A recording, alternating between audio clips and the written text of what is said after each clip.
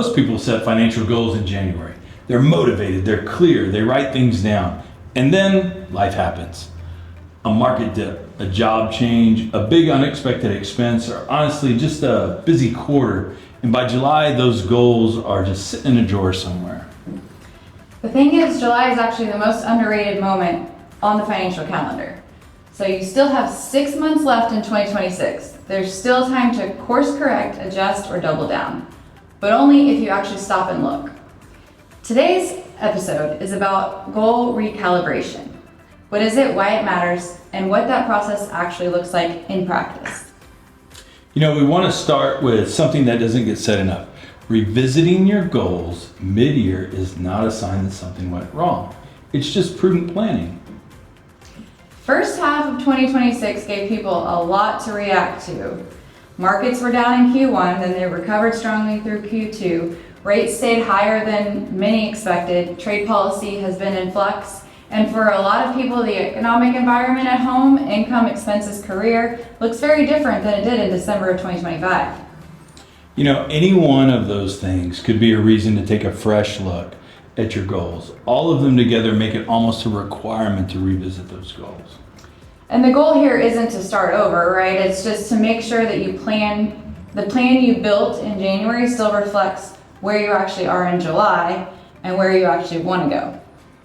Yeah, so let's kind of talk about things of what might actually have shifted. The first and most obvious category is your financial picture changed. Did your income change? Did you have a major expense come in higher or lower than you expected? Did you take on new debt or did you pay off some debt? Those aren't abstract questions. They directly affect what's realistic for the rest of the year, whether that's a savings rate, a debt payoff timeline, or a contribution level to a retirement account that you want to hit. You know, the second category is life events. And this one is bigger than people give it credit for. There's a lot of things that go into that. A job change, a move, a new child, a health situation, a loved one passing away, a change in a relationship. Any of these things can shift not just your numbers, but your actual priorities in life. Definitely. Someone who started the year planning to retire in 4 years might have had a conversation with their employer in the first of the year that made them reconsider. Someone who was aggressively saving for a home might have decided to hold off. The market in their area isn't right now and shifted their focus. These are valid recalibrations. Yeah, and the third category is one we think just kind of gets overlooked. It's your risk tolerance. Not in the abstract, but based on how you actually felt during quarter one. Mm-hmm.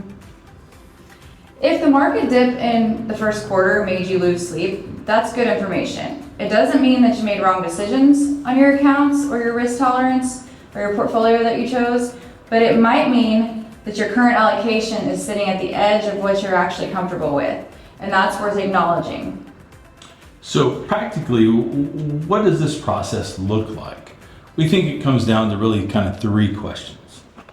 First question is, are your goals still the right goals? Not just the numbers of the goals, but the timeline and the priority order of the goals. So what matters most to you right now, and is your plan reflecting that? And second is the strategy still aligned with those goals? If something changed, income, timeline, risk, comfort level, does your allocation, your savings rate, your contribution strategy just still make sense to you?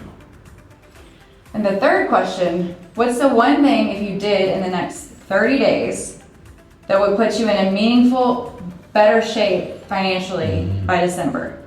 Sometimes recalibration isn't a full overhaul. Sometimes it's one specific action, increasing a contribution to your retirement account, consolidating an account, finally setting up that automatic transfer you've been meaning to do. All of these will help your situation. Yeah, for sure. And this is also a good moment to make sure that some of the blocking and tackling of planning is done as well. Making sure those beneficiary designations are current, making sure that your emergency fund is where it should be, and that any tax moves that you hadn't been thinking about in the first half of the year, we start thinking about that here in the second half of the year so that all of this is kind of on your radar before we get to that December kind of timeline.